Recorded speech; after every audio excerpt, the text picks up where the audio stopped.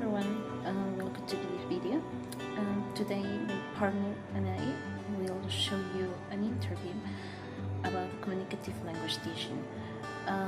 This is one of the topics mentioned on the last reading of our bilingual education course, right?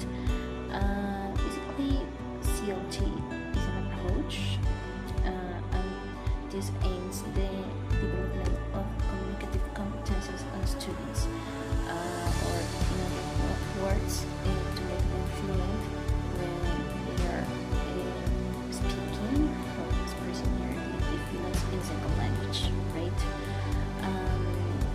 To delve into it, we have English teacher. She studied at the University, and she's now a self-contained teacher for PhD students at El Camino Academy for 2 years now.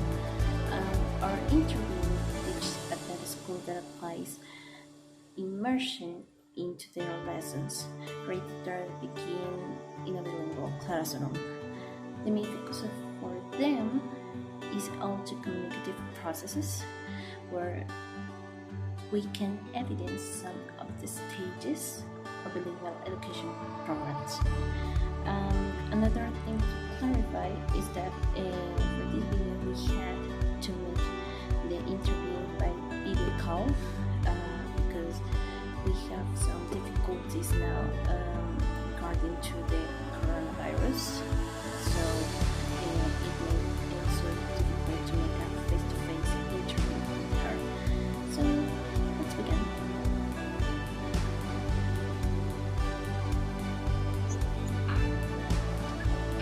Good evening, everyone. Thank you very much for watching this video. Our group has a very talented and a very well-trained and experienced teacher. Her name is Nicole Perez. Nicole studied at the Bosque University. She is teaching at a bilingual school that is El Camino Academy, and she's been teaching there for quite some time there. And we are glad to have her today with us. So, hi, Nicole. Hi, thank you for having me. Thank you very much for having some time for this interview. We really appreciate your time. Okay. Thank you. All right. Okay. So, Nicole, I wanted to start asking you, how long have you been teaching at El Camino Academy? Okay, so I've been at the school, this is my second year now, teaching at the school. Cool. Something that I forgot to mention, she is from England, so that makes quite some difference between what's a regular Colombian English teacher and what's a native speaker from a country teaching English. So I just wanted to point that out. Nicole, what ages and what grade do you teach? Okay, so currently I'm teaching pre-kinder, so the smallest grade. They are ages 4 to 5. Yeah, I'm currently in that grade. Cool. And what's the school methodology, or what is it to be teaching at El Okay, Academy? Yes. Okay, this school technically isn't bilingual because a bilingual school is 50% English, 50% Spanish, or bilingual school would be 50% the second language. In this case, it's actually immersion, which means that everything is taught in the second language, English, and they see like 2 hours a day of Spanish class. So my role in this case, since I'm teaching the youngest grade, it's the first time they're being introduced to the second language. It's the first time they're seeing it, which means that my role is only using the second language, only using English. I'm not allowed to speak in Spanish. They cannot hear me speaking in Spanish. And I teach everything, even though they don't understand. I have to use a lot of body language, a lot of visual aids, and I have a teacher aide who speaks in Spanish and in English. Her role is to assist them. So if there's some things that they don't understand, she's allowed to say it in Spanish. I can never say it in Spanish. And that's how it is the first year of school. Wow. Okay. So it's quite a paradox because here at Columbia schools, um, it changes a little bit the way we see English and language education because we do not have only 2 hours of Spanish, but rather than that, it's only 2 hours of English. So it's very interesting to know that. Mm-hmm. Mm-hmm. And I would like to ask you, in that sense, from that very perspective, what would you say is Mm-hmm. the communicative goal or the communicative goals that you focus on your lessons? I mean, you make them try to speak in English as much as they can, or just pointing with their bodies, or what Mm-hmm. what communication focus is your class based on, or yeah. Okay, the communicative goal here is that they start to produce English. It's not that they have to be speaking perfect English. What we're looking at is for vocabulary first. So pointing out the carpet, pointing out the bathroom, pointing out sit, line up, raise your hand. All of this vocabulary is the first thing they start to see.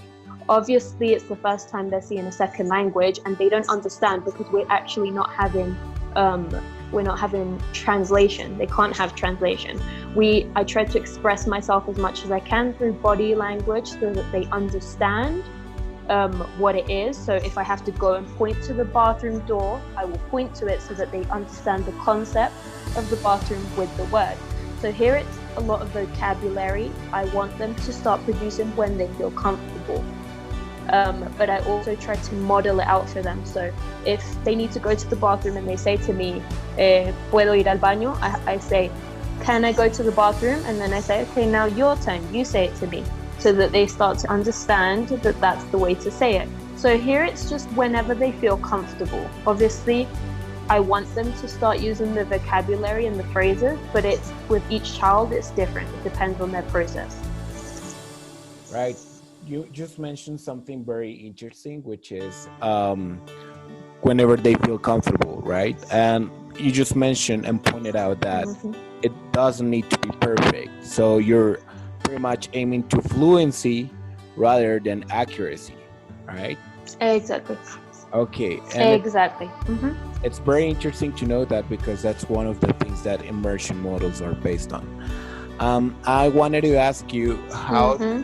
do you manage to integrate the 4 skills on your lessons plan? Let me restate this. For example, do you plan, all right, we're going to focus, I don't know, one day in one skill, the second day in another skill, the third day in another skill? Or did you just make the whole process transversal, and so they could all be like, or like all the skills managed into the class? Mm-hmm. Mm-hmm. Actually, yes, I integrate all 4 skills because they're constantly listening, they're constantly speaking, but writing. First, what we try to aim is listening and speaking first. But in the day, they are also seeing writing and reading. So all 4 skills are integrated, but we would say that the main focus in my grade level, as they get older in the school, it changes. But in my grade level, it's first listening and speaking. But as I said, in the lessons, I will integrate the 4 skills. Awesome. Thank you very much. Now, what are the techniques that you use to promote communication among your students? You already told us that you model a lot, you use body language. Mm-hmm. It's a very kinetic class, I think. Mm-hmm. What else do you do Okay. to promote communication among your students? Not only with you, but Okay, so something important is that the teacher plays a very active role, and so it's not just when I teach the class, okay, I'm gone. No, I have to be present in the classroom. I have to be listening to them, how they communicate with each other. Obviously, since it's that their first language is Spanish, they are going to feel that they want to communicate in Spanish. So what do? I am present in the classroom, and so I model what they could say. Do you want to play with me?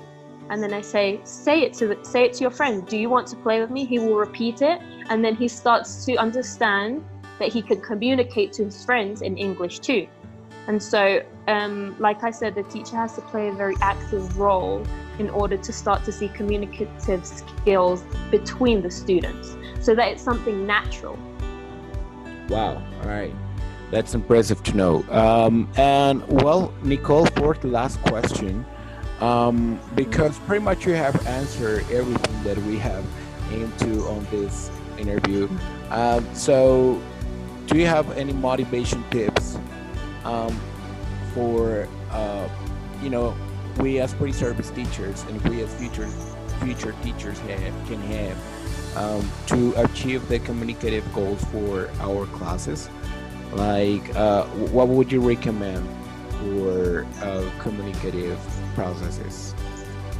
Okay, one thing that I feel is very, very important, obviously as your first language is Spanish, most of the teachers' first language is Spanish, try not to use it as much. I know you will feel maybe tempted to use it in a classroom because you feel stressed out that they're not understanding you. So you'll say, oh, I'm just going to say this small part in Spanish so that they understand me. But I stress that the most important thing you can do is pretend Spanish doesn't exist for you. Use anything you can, your body language, visual aids, try to be present with them, and then you'll start to see a lot more results if you just stick to English rather than trying translation and things like that. Motivation would be that it's great to see the result when you keep trying, but you do need patience for it. And use your English, use it as much as you can, not just in the classroom, but try to have conversations with the kids, try to be present in their day-to-day in the classroom, so that it's not just like this teacher model, but that actually they are going to be motivated to speak the language because they see you always with them, you know what I mean? So use the English. It's the best thing I can say. I do know what you mean, and thank you very much, Nicole, for your wisdom and your knowledge experience. It has been a great time talking to you, and that's it for now. Thank you. All right, bye bye, and have a night. Okay, thank you very much. All right, bye.